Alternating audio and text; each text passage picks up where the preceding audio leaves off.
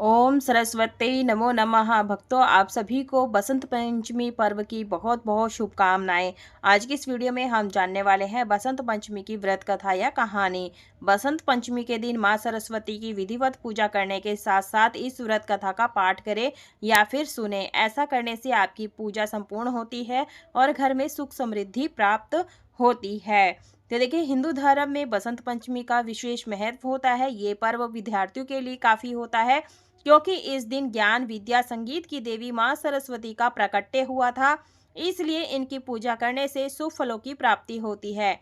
इसके साथ ही इस दिन से छोटे छोटे बच्चों को विद्या आरंभ संस्कार भी किया जाता है। तो देवी भागवत के अनुसार माघ मास के शुक्ल पक्ष की पंचमी तिथि को संगीत काव्य कला शिल्प रस छंद शब्द व शक्ति की देवी मां सरस्वती का जन्मोत्सव मनाया जाता है। इसके अलावा इस दिन भगवान कामदेव और उनकी पत्नी माता रति की पूजा करने का विधान है। इस दिन मां सरस्वती को पीले रंग के फूल माला वस्त्र आदि चढ़ाने के साथ साथ पीले रंग का भोग लगाया जाता है। भक्तों, ये जो पूजन होता है सुबह से लेकर के 12:30 बजे तक किया जाता है और पूजा संपूर्ण हो जाने के बाद में यहीं पर बैठ करके कथा सुनी जाती है। एक लोटा जल लिया है और अपने सीधे हाथ में अक्षत ले लीजिएगा और पीले फूल ले लीजिएगा। उसके बाद में हमें सरस्वती माता की बसंत पंचमी की व्रत कथा कहानी को पढ़ना या सुनना होता है ओंकारा भरते हुए। तो देखिए, विधिवत पूजा करने के साथ साथ इस कथा का पाठ अवश्य करना चाहिए। तो कथा इस प्रकार से है। देवी भगवती पुराण के अनुसार सृष्टि के आरंभ में त्रिदेव ब्रह्मा विष्णु और महेश ने मनुष्य जाति का आवरण किया, लेकिन त्रिदेव अपनी इस सृजन से संतुष्ट नहीं हुए। त्रिदेव को लगता था कि इसमें कुछ कमी रह गई है, जिसके कारण पूरे ब्रह्मांड में शांति ही शांति है।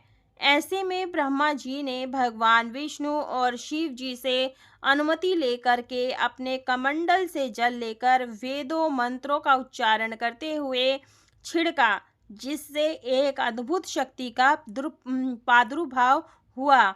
यह प्रादुर्भाव एक चतुर्भुजी सुंदर सी स्त्री की थी, जिनकी एक हाथ में वीणा और दूसरे हाथ में से तथास्तु मुद्रा को संबोधित कर रही थी, जबकि अन्य दोनों हाथों में पुस्तक और माला थी। त्रिदेव ने उसका अभिवादन किया और उनसे वीणा बजाने का अनुरोध किया। मां सरस्वती ने त्रिदेव का अभिवादन स्वीकार करते हुए जैसे ही वीणा का मधुर नाद किया, तीनों लोकों के सभी जीव जंतु और प्राणियों को वीणा के मधुर नाद प्राप्त हो गई। समस्त लोग वीणा के मधुरता में भाव विभोर हो गए। माँ की वीणा की मधुरता से समस्त लोक में चंचलता व्याप्त हो गई। इस कारण त्रिदेव ने माँ सरस्वती के नाम से संबोधित किया। जब वह प्रकट हुई और ब्रह्मा जी के अनुरोध पर उन्होंने अपनी वीणा से ब्रह्मा जी की रचना को जीवन प्रदान किया। जब उन्होंने वीणा बजाना शुरू किया तो पहला अक्षर सा निकला, जो वर्णमाला 7 स्वरों में से पहला है। इस प्रकार ध्वनि रहित ब्रह्मांड को ध्वनि प्राप्त हुई। इससे ब्रह्मा प्रसन्न हुए। उन्होंने सरस्वती का नाम बागेश्वरी रखा। उसके हाथ में वीणा है, इसलिए उन्हें वीणा पाणी भी कहा जाता है। और देखिए भक्तों, इसके साथ ही जो है ना, ब्रह्मा जी ने माँ सरस्वती से कहा कि वे अपनी वीणा से इन्हें ध्वनि प्रदान करें, जिससे इनके बीच संवाद हो सके और ये एक दूसरे के भावों को समझ सके। भगवान ब्रह्मा की आज्ञा का पालन करते हुए मां सरस्वती ने समस्त संसार को वाणी प्रदान की, जिसके बाद से मनुष्य एक दूसरे के विचारों को समझने लगे। मान्यताओं के अनुसार बसंत पंचमी के दिन व्रत करने वाले भक्तों को ये कथा सुनने से मां सरस्वती की असीम कृपा प्राप्त होती है और उन्हें सफलता जीवन में मिलती है। बसंत पंचमी का व्रत का महत्व क्या होता है? तो देखिए, बसंत पंचमी को माँ सरस्वती का जन्म दिवस माना जाता है। इस दिन सुबह ब्रह्म मुहूर्त में स्नान करने के बाद पीले वस्त्र धारण करना शुभ होता है।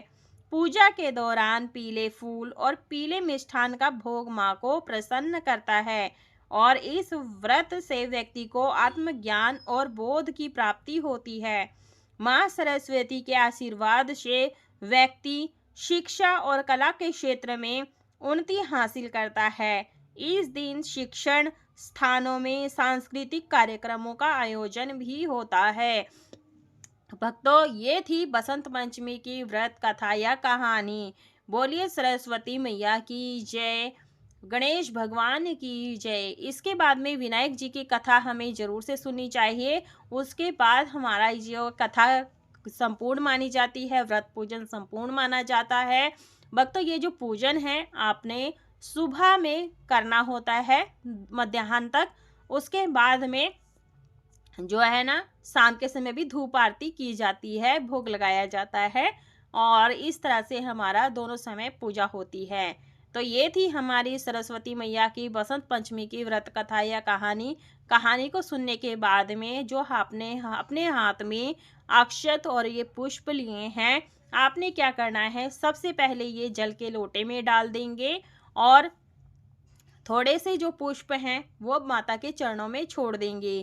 तो क्षमा प्रार्थना जरूर से मांग लेना है, इस बात का आपने ध्यान रखना है। तो इस तरह से हमारी जो ये कथा संपूर्ण हो गई है। तो जो आप ले रखे हैं पुष्प, ये हमें जल के लोटे में डाल देना है, थोड़े से हमें माता के चरणों में छोड़ देना है। तो पुष्प हम थोड़ा सा जल में डाल देते हैं और थोड़ा सा हम माता के चरणों में छोड़ देंगे। क्षमा प्रार्थना जरूर से मांग ले, पूजा में रही कोई भी कमी रहती है वो पूरी हो जाती है। और ये जल का लोटा है, ये आपने सूर्य देव को अर्घ्य जरूर से दे देना है। तो इस तरह से हमारी कथा संपूर्ण हो गई है। कथा की वीडियो यदि पसंद आई है तो वीडियो को लाइक शेयर सब्सक्राइब जरूर करें। कमेंट बॉक्स में सरस्वती मैया की जय अवश्य लिखिएगा। पूरे वीडियो देखने के लिए धन्यवाद। जय माता रानी।